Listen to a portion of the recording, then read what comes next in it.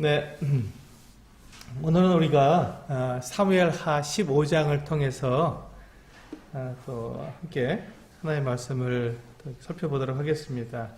오늘 사무엘하 15장의 제가 정한 제목은 참 지도자와 거짓 지도자를 분별하라. 참 지도자와 거짓 지도자를 분별하라. 이런 제목으로 말씀을 드리겠습니다. 이제 오늘 이 사무엘하 15장은 참 이게 비극적인 다윗의 생애에 있어서 어쩌면 가장 비극적인 상황이 아닌가 생각이 됩니다. 왜냐하면 다윗이 정말로 사랑했던, 정말 사랑한 이 자기 아들, 셋째 아들 압살롬이 다윗을 반역하는 그 같은 장면이 나오기 때문에 그렇습니다. 그 아들이 아버지를 이렇게 반역해서 아버지를 죽이려고 하는 이 같은 상황까지 가는 것이 정말 얼마나 끔찍한 일인가 하는 생각을 갖게 됩니다. 그런데 그렇다면 그와 같은 일들이 왜 일어났는가, 어떻게 일어나게 되고 어떻게 그 압살롬이 그 다윗 왕을 반역하는 일이 일정 부분 이게 성공할 수 있었는가 하는 그런 부분들에 대해서 생각하면서 우리가 이 참 지도자와 거짓 지도자를 이렇게 분별할 수 있는, 나는 정말 참 지도자인가 아니면 내가 거짓 지도자인가를 내가 또 생각해 볼 수 있는 이와 같은 부분들이 오늘 그 사무엘하 15장에서 우리가 받아야 할 교훈이다 이렇게 생각이 들었습니다. 그 15장 1절을 보시면 이와 같이 시작하고 있습니다. 그 후에 압살롬이 자기를 위하여 병거와 말들을 준비하고 호위병 50명을 그 앞에 세우니라.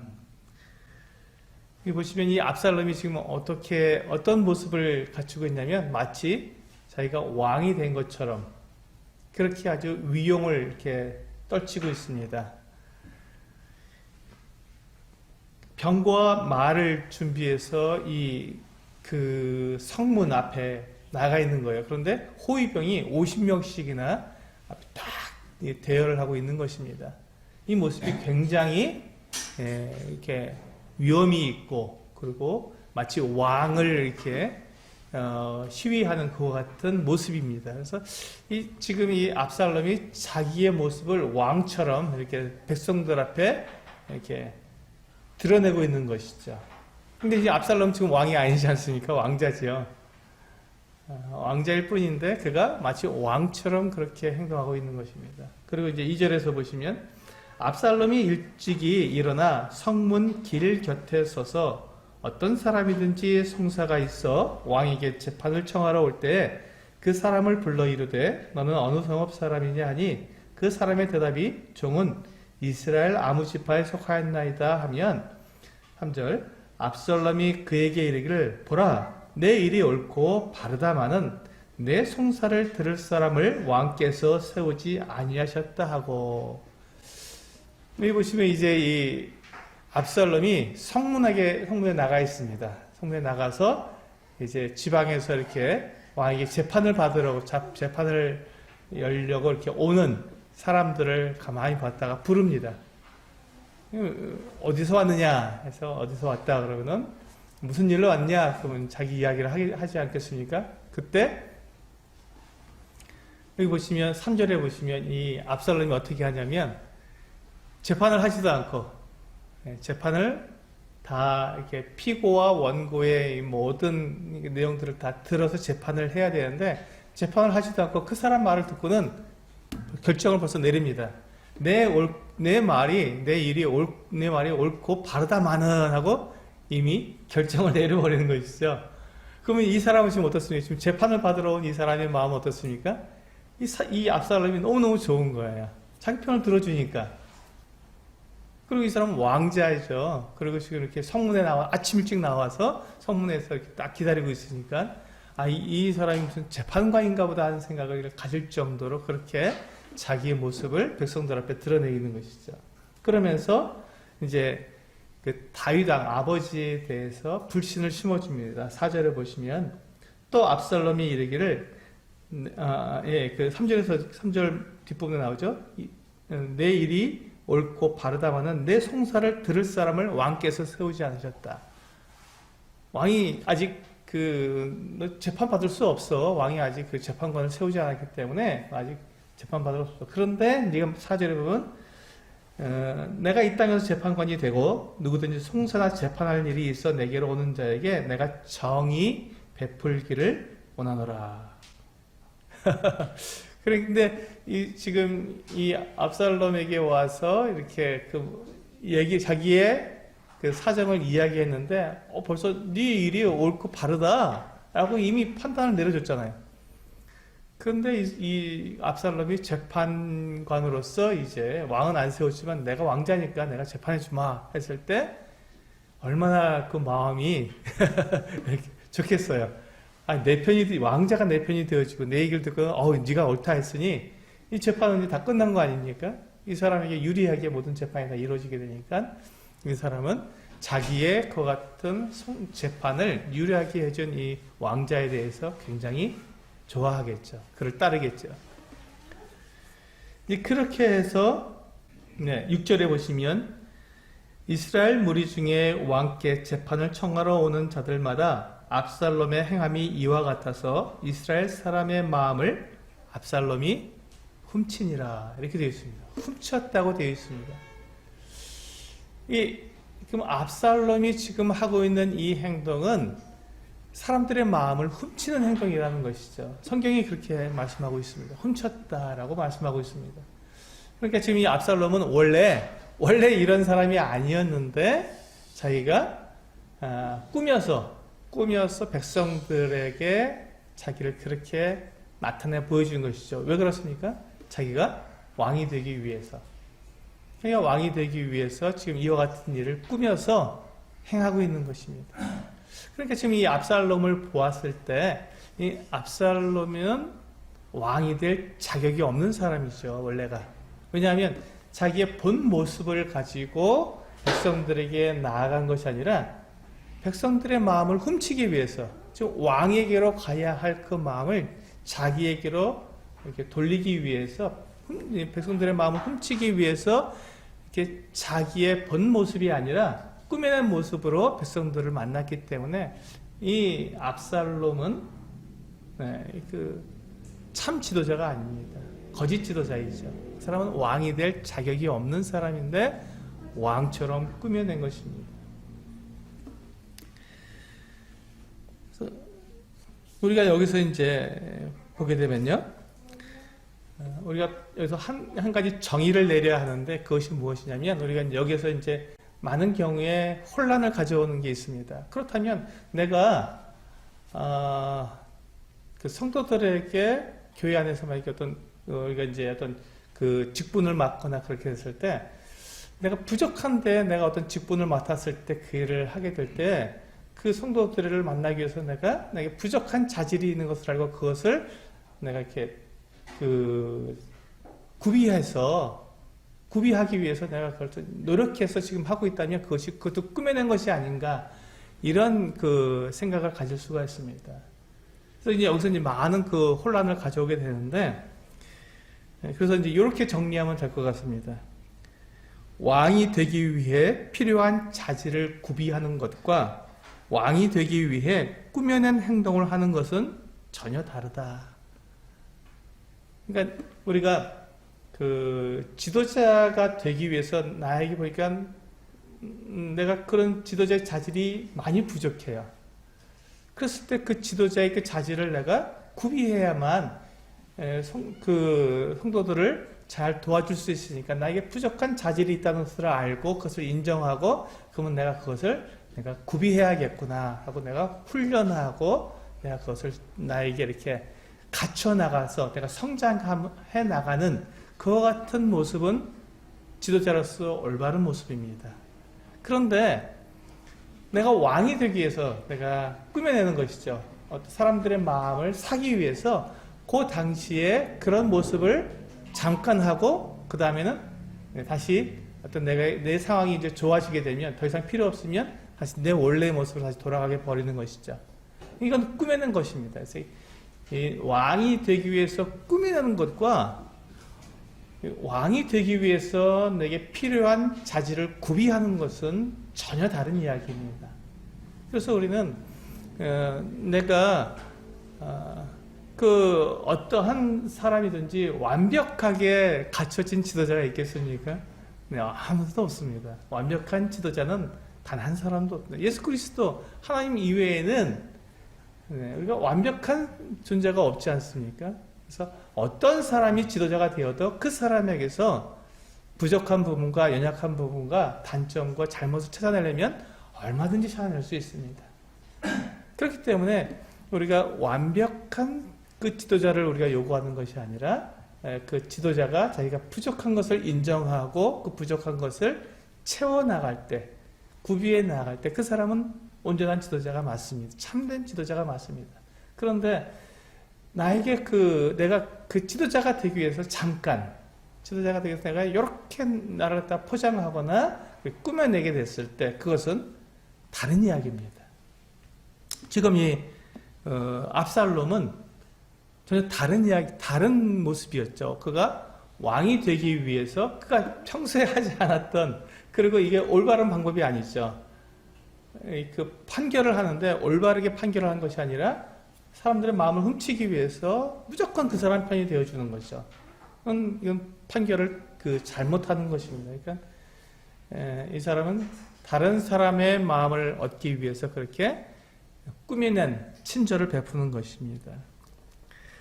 근데 이 행동을 4년 동안이나 했습니다. 4년 동안. 정말 이 압살롬은 굉장한 사람이었습니다. 그가 자기 형 암논을 살해하려고 할 때도 2년 동안이나 계획을 세워서 한 모습을 우리가 보았지 않습니까? 근데 지금 자기가 왕이 되기 위해서 이와 같은 꾸며낸 행동을 백성들에게 친절을 베푸는 행동을 4년 동안이나 했던 것입니다. 굉장하죠. 근데 지금 압살롬이 이렇게 된 이유가 뭐냐는 것이죠.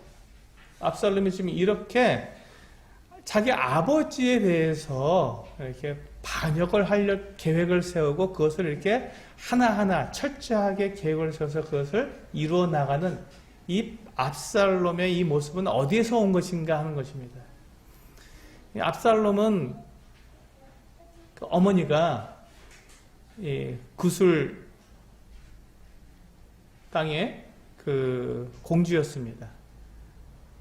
아버지가 구술왕 달메였고 그의 딸이 마아가라고 하는 이 공주가 다윗의 아내가 된 것이죠. 정략적인 이 구술은 아람, 이스라엘의 북쪽에 있는 작은 부족 국가였는데 그 부족 국가가 이제 이스라엘과 가깝기 때문에 정략적으로 결혼을 한 것이죠. 근데 이 마아가는 이스라엘 여인이 아니었기 때문에 압살롬에게 성경적인 가치관이나 또한 하나님을 경외하는 그 같은 것을 가르치지 못했던 것이죠.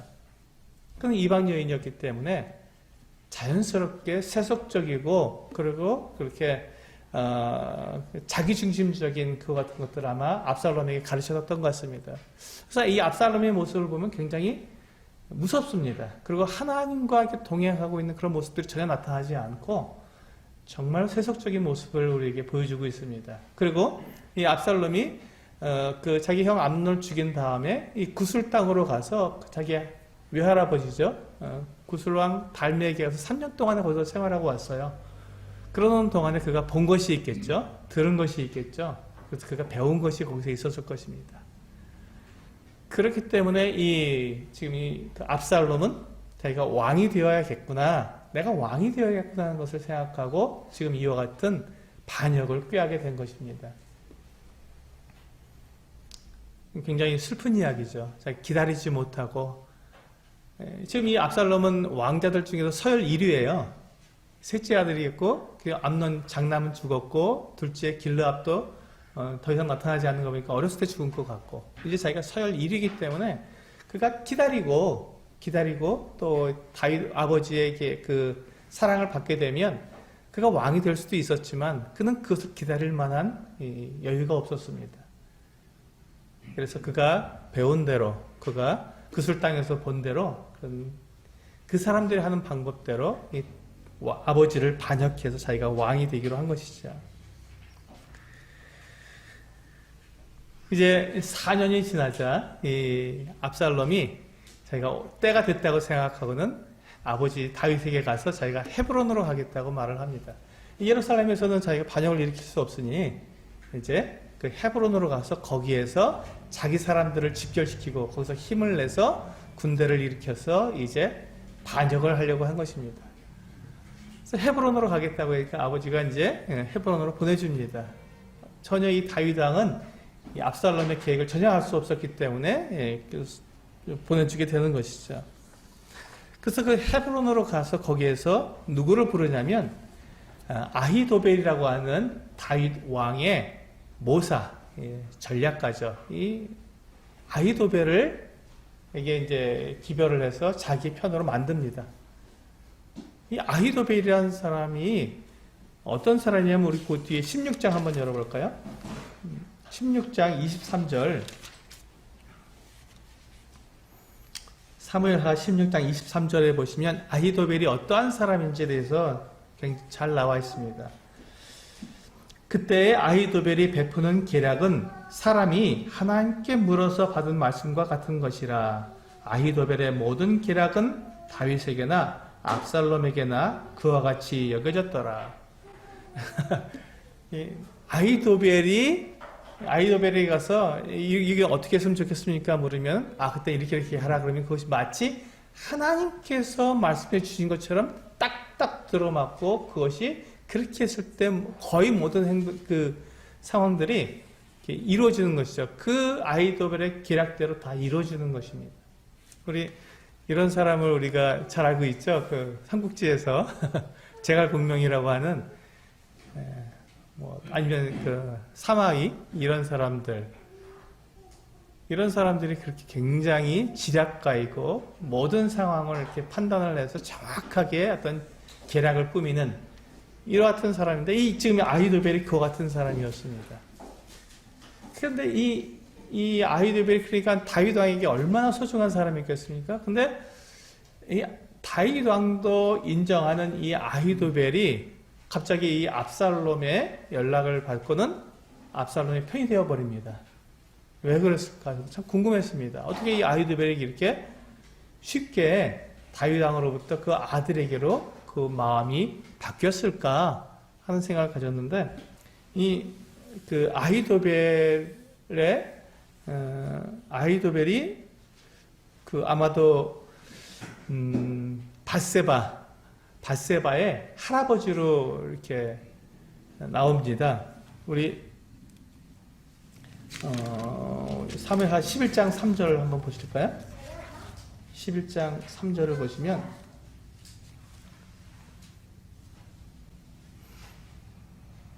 밧세바가 어떤 사람인가를 알아봤을 때 11장 3절에 보니까 다윗이 사람을 보내 그 여인을 알아보게 하였더니 그가 아뢰되 그는 엘리암의 딸이요 햇사람 우리아의 아내 밧세바가 아니니까. 그래서 이 밧세바의 아버지가 엘리암이라는 사람입니다. 그렇죠? 그런데 23장 사무엘하 23장 34절을 보시면 23장 34절을 보시면 마가 사람의 손자 아하스베의 아들 엘리벨릿과 길롯 사람, 이게 이제 길롯 사람 아히도벨이 바로 그 사람이거든요. 모략가죠. 길롯 사람 아히도벨의 아들 엘리암과, 그래서 엘리암이 같은 사람입니다. 그래서 아마도 밧세바의 할아버지가 이 아히도벨이었다라고 이렇게 우리가 생각해 볼 수 있습니다. 근데 그러니까 이 다윗 왕이 지금 이 밧세바에 대해서 어떻게 했습니까? 그가 추행을 했고 또 자기의 밧세바의 남편을 모살했기 때문에 아마 아히도벨은 그것에 실망을 해서 이 다윗 왕에 대해서 굉장히 분개했고 다윗 왕의 그 잘못에 대해서 화가 났기 때문에 지금 이렇게 압살롬이 자기를 불렀을 때 압살롬이 그걸 알았겠죠. 그 관계를 알았기 때문에 이 아히도벨에게 그렇게 연락해서 아히도벨이 압살롬의 편이 됩니다. 그렇게 해서 이제 아히도벨이 압살롬의 편이 되니까 사람들이 압살롬에게로 더 많이 모이게 되죠. 헤브론에서. 그렇게 해서 이제 이 압살롬이 왕권을 더 공고하게 해서 드디어 자기가 왕이 되었음을 선포하게 되고 예루살렘으로 군사를 이끌어서 쳐들어오게 됩니다.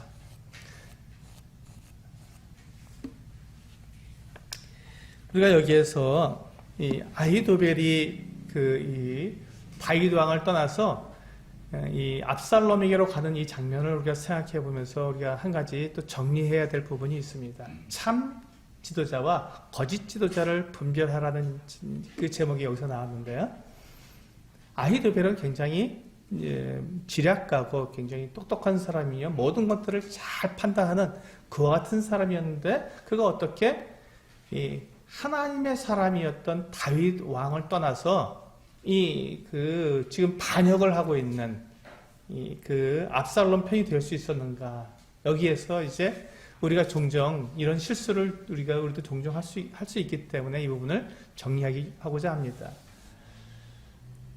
지금 그 아히도벨이 봤을 때 그 다윗 왕이 큰 잘못을 했습니다. 정말 돌이킬 수 없는 큰 잘못을 했고 죄를 범했기 때문에 그거에 대한 어떻게 참 지도자가 저와 같은 죄를 지을 수가 있느냐, 도저히 용납이 안 된다 하고 그 지도자에 대해서 정죄를 한 거죠. 다윗 왕을 정죄를 한 거죠. 그러니까 그 다윗 왕에 대해서 그가 일종의 조처를 취하고 싶은데 그가 잘못한 것에 대해서 그가 어떤 보복과 같죠. 보복하고 싶은데 그게 바로 압살롬이 반역을 하겠다 하니까 그래 바로 압살롬을 도구로 삼아서 자기의 그와 같은 이 지도자가 잘못됐으니 잘못된 지도자를 벌하고자 하는 그 같은 마음으로 압살롬에게 그가 가게 된 것이죠. 그리고 종종 이제 교회 안에서도 어떤 우리가 인도자들이 있을 때, 인도자들이 잘못됐을 때, 인도자가 잘못하고 때로는 우리가 실수를 하고 또 그렇게 되었을 때 그 인도자에 대한 그 실망, 그것 때문에 그 인도자에 대해서 우리가 험담하기도 하고 또 인도자에 대해서 이렇게 반항하기도 하고 또 이렇게 어떤 세력을 모아서 인도자를 갖다 이렇게 곤란하게 만드는 이와 같은 모습들을 교회 안에서 종종 보게 됩니다. 근데 그것이 과연 옳은가 하는 것입니다. 지금 이 아히도벨은 이 다윗 왕에 대한 하나님의 약속을 알고 있었을 것입니다. 하나님께서는 이 다윗 왕에게 분명하게 약속해 주셨습니다. 사무엘하 7장에서 우리가 이미 보았는데 다윗 왕에게 하나님께서 약속해 주시기를 내가 수완이 차서 네가 충분히 네 명을 다해서 늙어서 네가 평안히 죽을 것이고 또 너에게서 난 아들이 나를 위해서 그 성전을 지을 것이며 또한 내 왕위와 그 아들의 왕위가 영원히 견고하리라 이렇게 약속해 주셨습니다. 그러니까 다윗은 사울 왕처럼 그가 혹시 잘못을 범한다 할지라도 그렇게 이렇게 폐위되는 그 왕권이 바뀌게 되는 일은 없다라고 하나님께 약속해 주셨습니다. 그 다음에 이제 그가 밧세바에 대한 범죄를 했을 때 나단 선지자가 와서 그 다윗을 12장에서 그렇게 그 정죄를 했죠. 그러자 다윗이 그때 어떻게 했습니까? 바로 그 자리에서 인정하고 자기의 죄를 인정하고 자기의 죄를 자백하게 되었습니다. 그때 하나님께서 이 나단 선지자를 통해서 뭐라고 말씀하셨냐면 내 죄를 내가 용서한다. 내 죄가 사해졌다. 그리고 너는 죽지 않겠다라고 약속해 주셨습니다. 그러니까 다윗의 그 같은 잘못, 다윗의 죄악 때문에 다윗을 패하거나 다윗을 이렇게 죽이지 않으시겠다고 약속해 주신 것이죠. 다윗을 용서해 주신 것이죠. 그래서 다윗은 그 하나님의 약속대로 그 다윗의 왕위가 바뀌지 않았습니다. 그렇다면 하나님께서 이 다윗을 그렇게 용서하시고 그렇게 받아주신 그 이유가 뭐냐면, 다윗이 자기가 자기의 죄가 드러났을 때 그것을 숨기거나 변명하거나 가리지 않고 그것을 자백하고 인정하고 하나님께로부터는 징계를 그가 달게 받겠다고 그가 나섰기 때문에 그렇습니다. 이제 이 모습을 우리는 보아야 합니다. 우리가 어떤 사람이든지 지도자도 인도자도 교회 안에서의 아무리 훌륭한 인도자도 실수하고 잘못할 수 있습니다. 이제 그렇게 되었을 때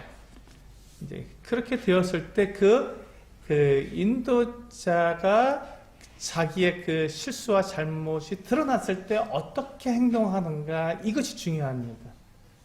그것을 가리고 숨기고 아니라고 이렇게 하는 것이 아니라 그것에 대해서 자기가 그 자백하고 그 징계를 받겠다고 했을 때 그는 그 참된 지도자가 되는 것이죠.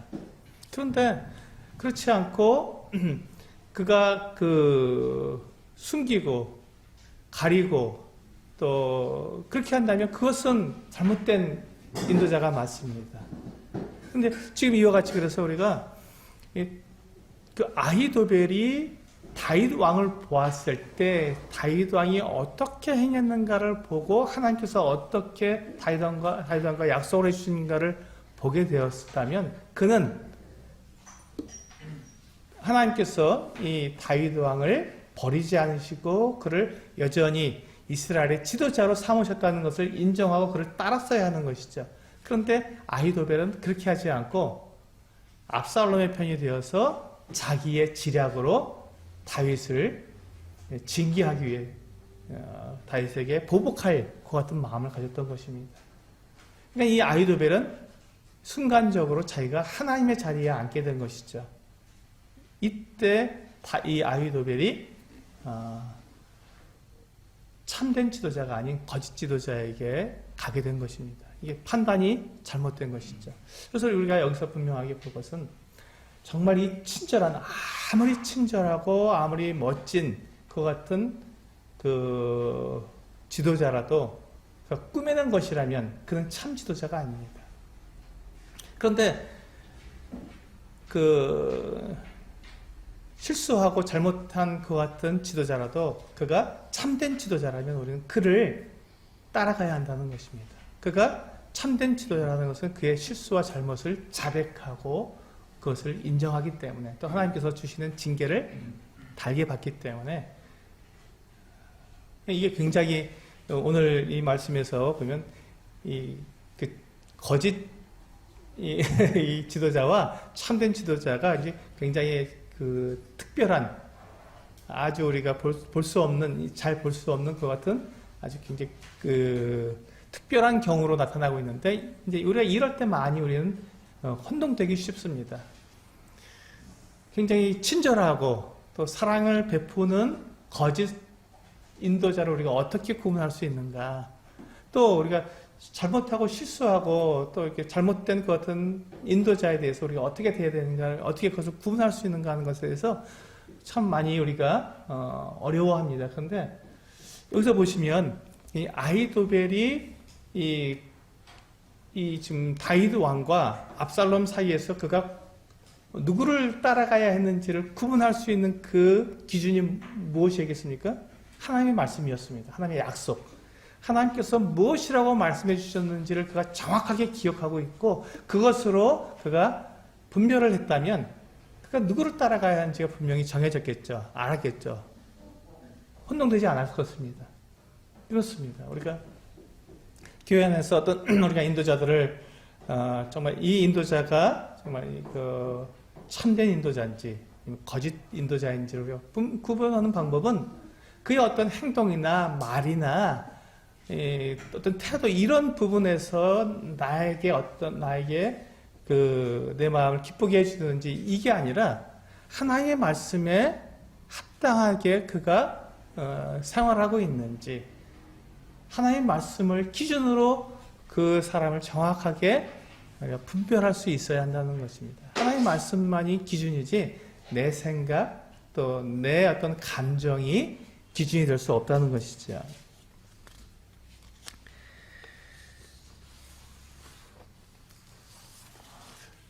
이 부분에 대해서 우리가 다윗의 예를 한 번 더 생각해 볼 수 있습니다. 이 사울 왕이 잘못했죠. 사울 왕이 그 다윗에 대해서 시기하게 되고 다윗을 죽이려고 하는 이와 같은 잘못을 행했습니다. 그것도 뭐 하루 이틀이 아니라 수년 동안 그 같은 일을 했습니다. 그동안 다윗은 이 사울 왕을 피해서 달아났습니다. 그런데 다윗이 이 사울 왕을 피해서 달아나는 동안에 그는 결코 사울 왕을 비방하거나 이 사울 왕에 대해서 반역을 일으키지 않았습니다. 왜냐하면 그가 하나님께서 세우신 분명한 왕이었기 때문에 그렇습니다. 기름 부은 자가 였기 때문에 그의 왕권에 대해서 그의 왕됨에 대해서는 결코 의심할 수 없었기 때문에 하나님께서 그 사울에 대해서 징계하실 때까지 다윗은 그 사울 왕에 대해서 조금도 반역하거나 그를 공격하거나 대적할 수 없었습니다. 왜냐하면 사울 왕은 참 지도자였기 때문에 그렇습니다. 그가 잘못하고 있지만 사울 왕은 참 지도자였습니다. 하나님께서 세우신 지도자였기 때문에. 그리고 이제 그 사울 왕의 그 잘못된 그 같은 모습들은 하나님께서 다루시게 됐죠. 그래서 사울이 마지막에 길보아 산 전투에서 그가 죽게 되는. 그래서 이 모든 과정이 하나님께서 다윗을 세우시는 이 어떤 과정 가운데서 모든 것이 다 정상적으로 아무도 거기에서 원망이 없도록 그렇게 그 사울이 폐위되고 다윗이 새로운 왕으로 세워지게 되는 이런 과정들이 굉장히 그 자연스럽게 이루어지게 되었습니다. 이게 바로 하나님의 방법이라는 것이죠. 그래서 우리가 지금 이 아히도벨이 지금 이 압살롬에게로 간 것은 그가 하나님의 말씀에 따라서 그가 온전하게 그 참 지도자와 거짓 지도자를 분별해 보지 못하고 자기의 감정에 치우쳐서 그렇게 자기의 그 어떤 원한을 갚아줄 그 어떤 대상을 찾아서 그가 움직였기 때문에 결국 이 압살롬이라고 하는 이 거짓 지도자에게 가게 된 것입니다. 그 결과가 어떻게 되냐면요. 아히도벨은 이제 나중에 자기 집에 내려가서 목을 매서 자살하게 됩니다. 그리고 이 압살롬은 그가 자랑하던 그 아름다운 머리털이 상수리나무에 걸려서 죽임을 당하게 되지요. 그렇습니다. 이게 하나님께서 우리들에게 보여주신 결과입니다. 그렇기 때문에 우리가 여기서 이 아히도벨이 정확하게 참 지도자에게 그가 갔어야 했는데 그가 거짓 지도자에게 갔기 때문에 그의 마지막이 참 이렇게 끔찍하게 된 것이죠.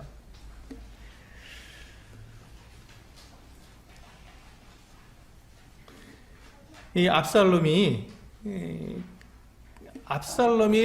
이렇게 자기 반역에 일정 기간 성공한 것처럼 보였지만 그가 정말로 참으로 왕이 될 수 없었던 그 이유가 무엇입니까? 이 압살롬에게 군사가 없었던 것이 아닙니다. 압살롬에게 많은 백성들이 와서 군사가 되어 주었습니다. 압살롬에게 모사가 없어서 그가 왕이 되지 못한 것이 아니었습니다. 아히도벨이라고 하는 이스라엘의 가장 지혜로운 모략가가 그와 함께 있었습니다. 그에게는 또 그 장수도 있었고요. 용사들도 있었고 그가 왕이 될 수 있는 모든 조건들이 다 갖춰져 있었습니다. 그럼에도 불구하고 그가 왕이 되지 못한 이유가 무엇일까요? 딱 한 가지입니다. 그에게 하나님이 없었다는 것입니다. 그러니까 이방 나라에서는 이 압살롬의 이와 같은 조건이라면 충분히 왕이 될 수 있었습니다. 그리고 압살롬이 그 초기에 예루살렘을 점령해서 그가 왕이 된 것처럼 보였죠. 그러나 그에겐 하나님이 없었습니다. 하나님이 함께하지 않았기 때문에 그는 이스라엘의 왕이 될 수 없었습니다. 압살롬이 계산하지 못했던 것, 그가 그렇게 그 지혜롭고 모든 계획을 철저하게 세웠던 이 압살롬이지만 그가 계산해 넣지 못했던 그것은 하나님이었습니다.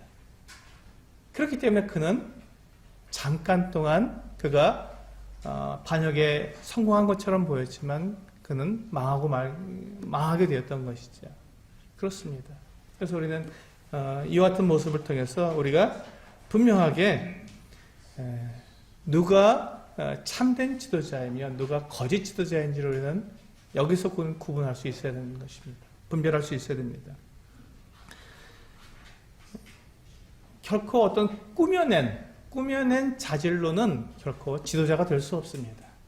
그런데 내가 부족하더라도 그 부족한 것을 인정하고 그것을 구비해 나가는 그 같은 사람은 참된 지도자가 될 수 있는 것이죠. 이게 굉장히 비슷해 보이지만 완전히 다른 것입니다.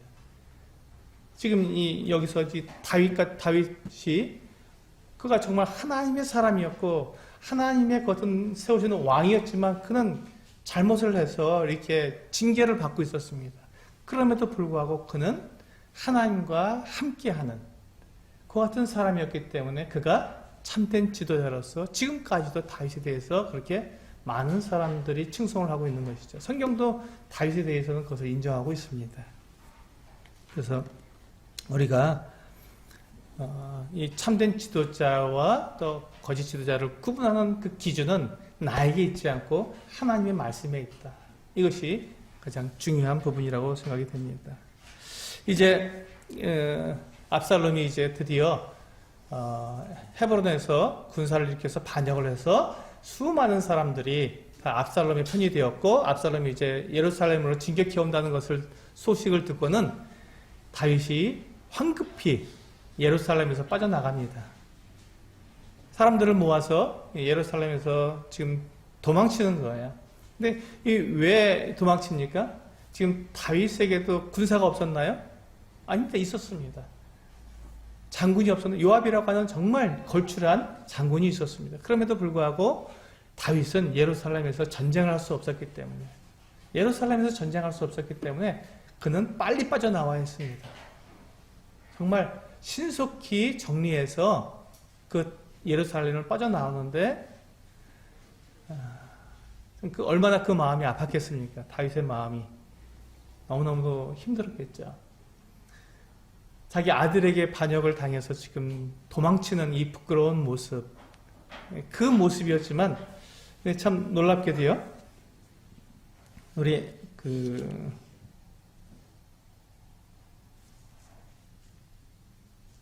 16절을 보시면 15장 16절을 보시면 왕이 나갈 때 그의 가족을 다 따르게 하고 후궁 10명을 왕이 남겨두어 왕궁을 지키게 하니라. 지금 이 다윗 왕은 자기가 다시 돌아올 걸 알았어요. 하나님의 약속이 있었기 때문에 자기가 죽지 않을 것을 알고 있었습니다. 다시 돌아올 것을 생각하고 있었고요.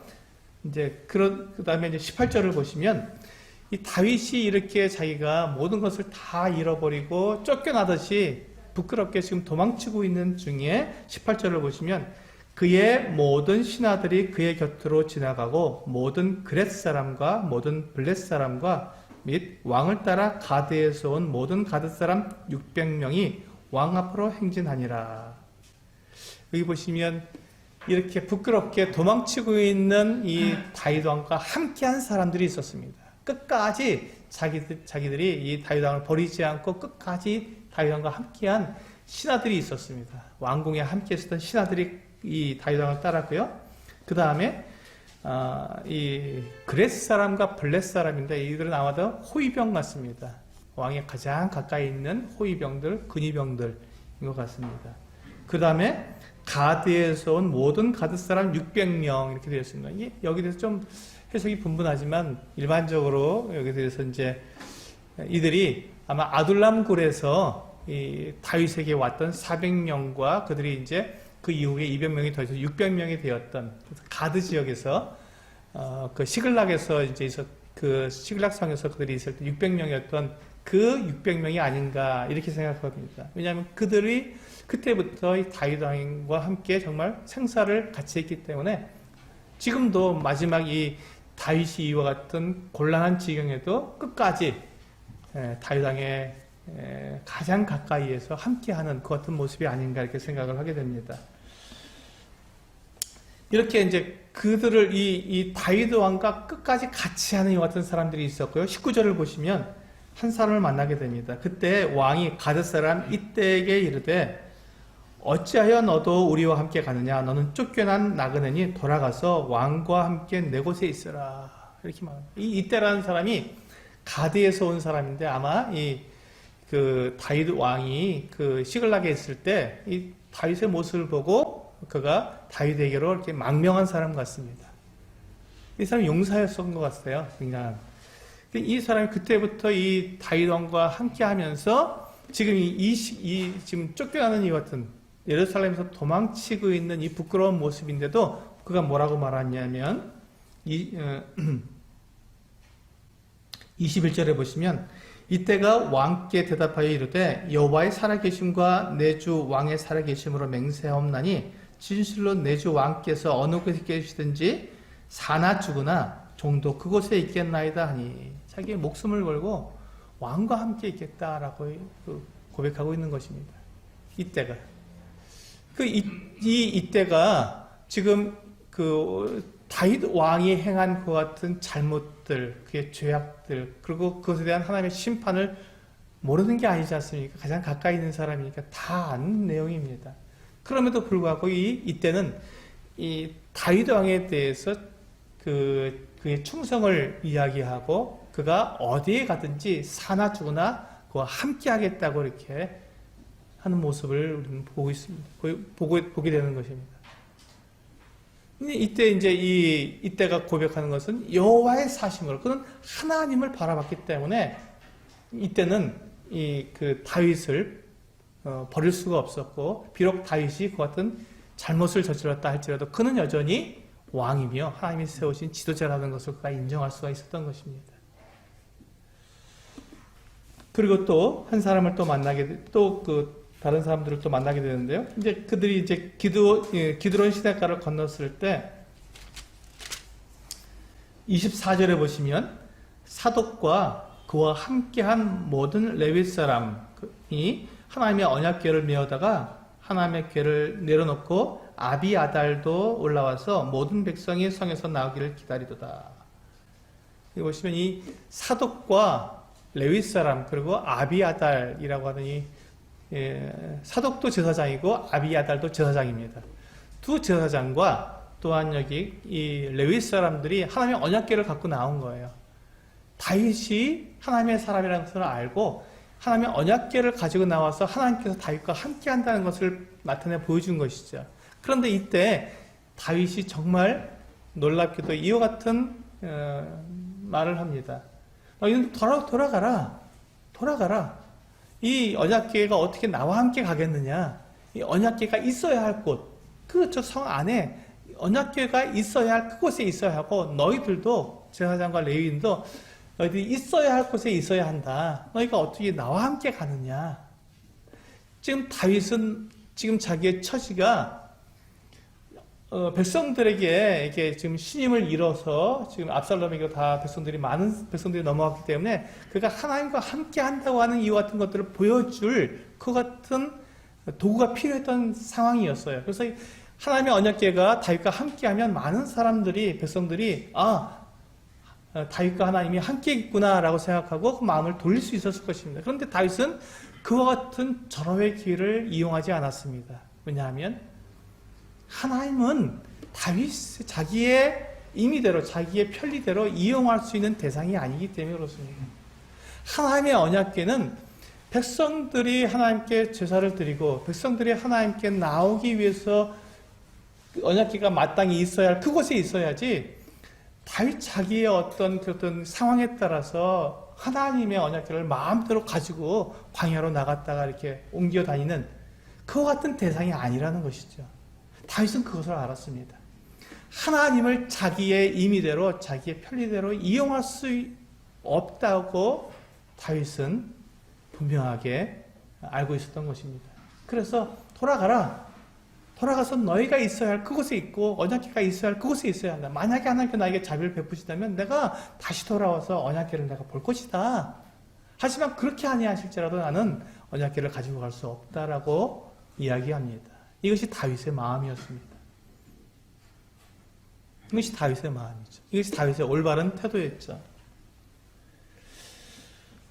이제 그렇게 해서 이제 그 사독과 또 아비아달 그리고 레위 사람들 그리고 사독과 아비아달의 아들들인 아히마아스와 또 요나단도 다 같이 다 돌아가서 그들이 해야 할 제사장으로서 레위인으로서 해야 할 일을 성에서 하고 있었습니다. 그런 가운데 그들이 다윗의 또한 다윗을 돕는 일을 거기서 하게 되는 것이죠.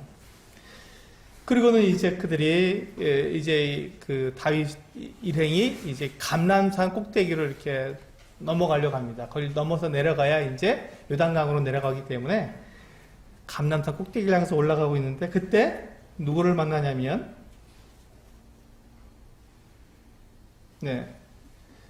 32절에 보면 다윗이 하나님을 경배하는 마루턱에 이를 때 아렉 사람 후세가 옷을 찢고 흙을 머리에 덮어쓰고 다윗을 맞으러 온지라.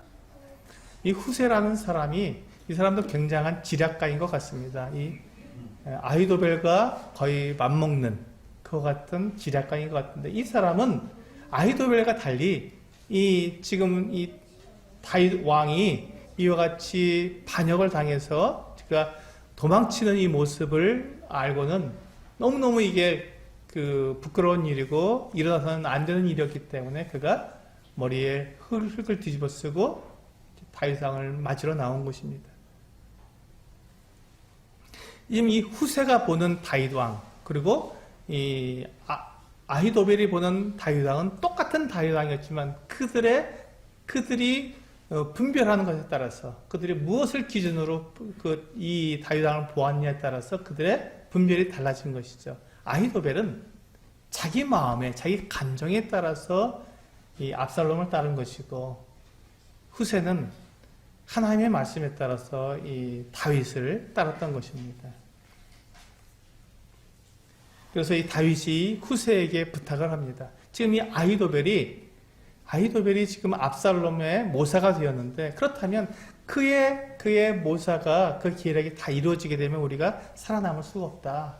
후세에게 당신이 이제 그 압살롬에게 가서 압살롬과 함께 있으면서 이 아히도벨의 계략을 이렇게 다 못하게 되도록 도와달라고 그렇게 부탁을 합니다. 그래서 이 후세가 예루살렘으로 가서 그 압살롬과 함께 그 압살롬 돕는 것처럼 하면서 이 아히도벨의 계략을 다 망가뜨리게 됩니다.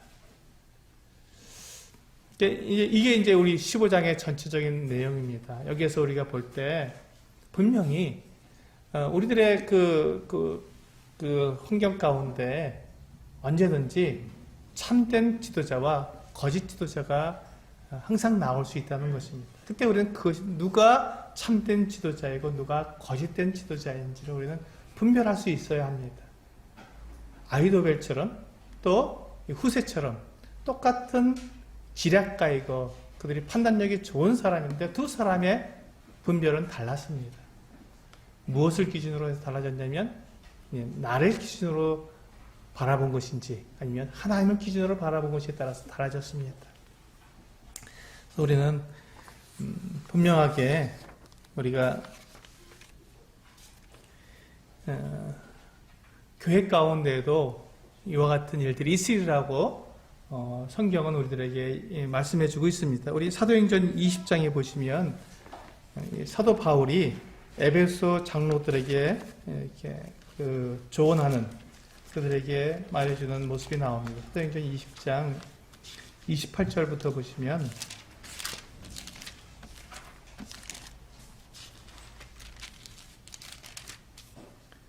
네, 28절부터 30절까지 같이 한번 읽어보시겠습니다.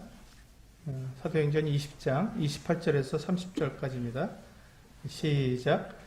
여러분은 자기를 위하여 또는 온 양떼를 위하여 삼가라. 성령이 그들 가운데 여러분을 감독자로 삼고 하나님이 자기 피로 사신 교회를 보살피게 하셨느니라. 내가 떠난 후에 사나운 이리가 여러분에게 돌아와서 그 양떼를 아끼지 아니하며 또한 여러분 중에서도 지체들을 끌어 자기를 따르게 하려고 어그러진 말을 하는 사람들이 일어날 줄을 내가 아노라. 여기 보시면 제자들을 끌어 자기를 따르게 하려고 어떤 말을 한다고요? 어그러진 말을 한다. 잘못된 말.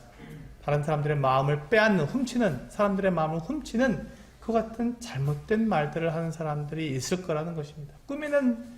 꾸미는 친절, 꾸며낸 그 같은 모습으로 사람들을 마음을 훔치는 사람들이 있을 거라는 것입니다. 그게 거짓 선지, 거짓 교사들이죠.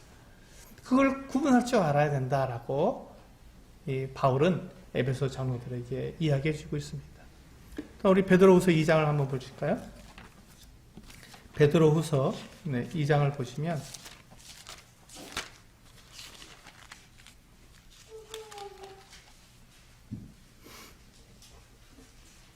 1절부터 3절까지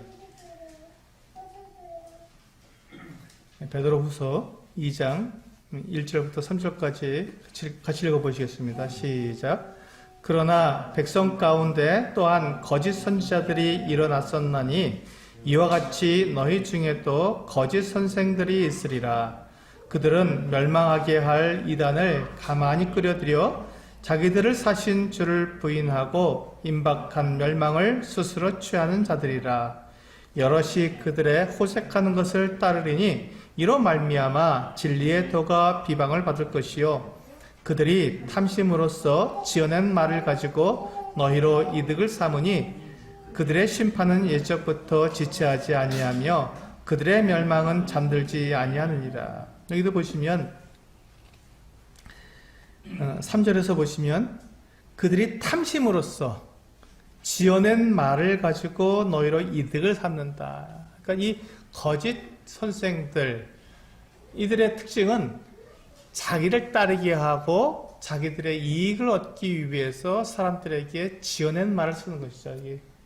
꾸미는 것의 친절, 또 정말 진리가 아닌 거짓 것으로, 사실이 아닌 꾸미는 말로 사람들의 마음을 훔쳐간다는 것입니다. 지금 이 압살롬이 한 것과 똑같죠.